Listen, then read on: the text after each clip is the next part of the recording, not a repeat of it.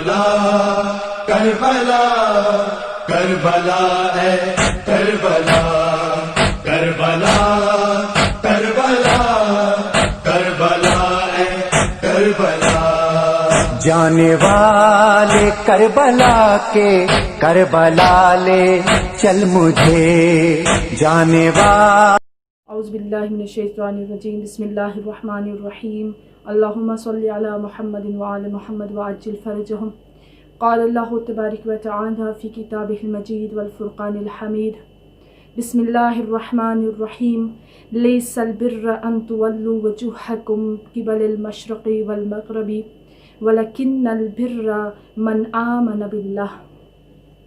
محترم مومنین اور مومنات، محترم سامعین، اللہ رب العزت قرآن مجید فرقان حمید میں ارشاد فرما رہا ہے کہ نیکی یہ نہیں ہے کہ تم اپنے چہروں کو مشرق اور مغرب کی جانب کر لو، وَلَكِنَّ الْبِرَّ مَنْ آمَنَ بِاللَّهِ، لیکن نیکی یہ ہے کہ تم اللہ پر ایمان لے آؤ۔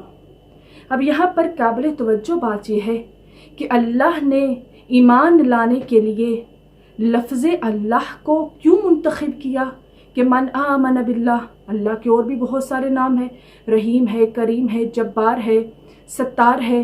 اللہ نے یہ کیوں کہا کہ من آمن باللہ، یہ کیوں نہیں کہا من آمن رحمان، من آمن ستار؟ اللہ نے صرف اللہ کا نام کیوں لیا؟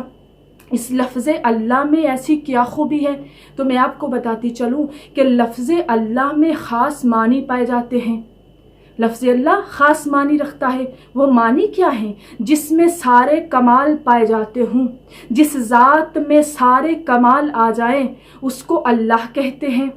اب اللہ رب العزت میں سارے کمال ہیں۔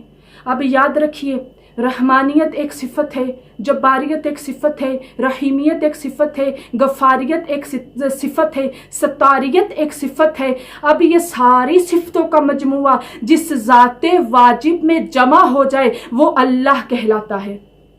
جس ذات واجب میں جمع ہو جائے وہ اللہ کہلاتا ہے۔ اب سمجھ میں آ گئی کہ جس پر ہم نے ایمان لے کر آنا ہے اس کی شرطوں میں سے یہ ہے کہ وہ بے عیب ہو، اس میں کوئی نقص نہ پایا جاتا ہو، وہ کامل اور اکمل ذات واجب ہونی چاہیے۔ تو اب یہاں پر سب سے بنیادی اور اہم بات یہ ہے ایمان باللہ، یعنی اللہ پر ایمان لے کے آنا۔ اب یہاں پر ایک بہت ہی عجیب سی بات کہنے جا رہی ہوں کہ اب ہمارے معاشرے میں سب چیزیں موجود ہیں لیکن ایمان باللہ نہیں ہے۔ اب یہ بات تو میں نے کر دی، اب ایک مثال کے ساتھ اس کی تھوڑی وضاحت بھی کرتی چلوں کہ ہمارے معاشرے میں سب کچھ ہے لیکن ایمان باللہ نہیں ہے۔ کیوں ایمان باللہ نہیں ہے؟ ایک چھوٹی سی مثال سے یہ چیز آپ کو سمجھاتی چلوں کہ ایک بچہ، چھوٹا سا بچہ ہو کہ جس کو یہ اندازہ ہو وہ کوئی بھی کام کر رہا ہے، اس کو اس کے بڑے دیکھ رہے ہیں، اس کا باپ دیکھ رہا ہے، اس کی ماں دیکھ رہی ہے۔ جب تک بچے کے ذہن میں یہ چیز رہے گی کہ اس کے افعال کو کوئی بڑا دیکھ رہا ہے، تب تک بچہ اپنے اعمال پر کنٹرول رکھے گا، تب تک بچہ کوئی شیطانی، کوئی شرارت نہیں کرے گا۔ جیسے ہی بچے کو یہ اندازہ ہو جائے کہ اس کے بزرگ اس کو نہیں دیکھ رہے، اس کا باپ اس کو نہیں دیکھ رہا، وہی بچہ جو پہلے اپنے اعمال کو کنٹرول کیے ہوئے تھا وہی بچہ بے لگام ہو جاتا ہے۔ تو اب کہنے دیجیے کہ یہ بے لگام معاشرہ دلیل ہے کہ اس معاشرے کا ایمان باللہ نہیں ہے۔ محترم سامعین، دنیا میں بہت سی تحریکیں آئیں کہ جنہوں نے یہ دعویٰ کیا کہ ہم معاشرے کی اصلاح کے لیے آئے ہیں۔ ان کے مفکرین نے یہ دعویٰ کیا کہ ہم معاشرے کی اصلاح کے لیے آئے ہیں، لیکن تاریخ انسانیت کا اگر شروع سے آپ اس کو دیکھیں، اس کا مطالعہ کریں تو یہ بات ہمیں اچھی طرح سے سمجھ آ جائے گی کہ جتنی بھی تحریکیں آئی، جتنے بھی مفکرین نے یہ دعویٰ کیا، سب اپنے اپنے دعووں میں ناکام رہے۔ کیوں ناکام رہے؟ کیونکہ جو بات کسی ایک شخص کے نزدیک، کسی ایک بندے کے نزدیک اچھی ہوتی ہے، ضروری نہیں کہ وہ دوسرے بندے کے نزدیک بھی اچھی ہو۔ اگر ایک چیز میرے نزدیک اچھی ہے، میں اسے اچھی سمجھتی ہوں، ضروری نہیں کہ وہ آپ کے نزدیک بھی اچھی ہو۔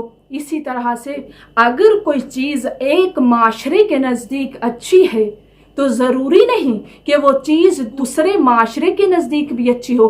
تو اب ہم کہہ سکتے ہیں یہ رشوتوں کا معاشرہ، یہ غیبتوں کا معاشرہ، یہ سود کا معاشرہ، یہ بے پردگی کا معاشرہ، یہ معاشرہ وہ معاشرہ ہے جس کو ہم اچھا سمجھ رہے ہیں، لیکن ایک ذات واجب ایسی ہے جو اس معاشرے کو برا کہہ رہی ہے، جو اس معاشرے کو مفسد معاشرہ کہہ رہی ہے، جو اس معاشرے کو مفسد معاشرہ کہتے ہوئے قرآن مجید فرقان حمید میں اللہ رب العزت فرما رہا ہے اذا قیل لهم لا تفسدوا فی الارض قالوا انما نحن مصلحون۔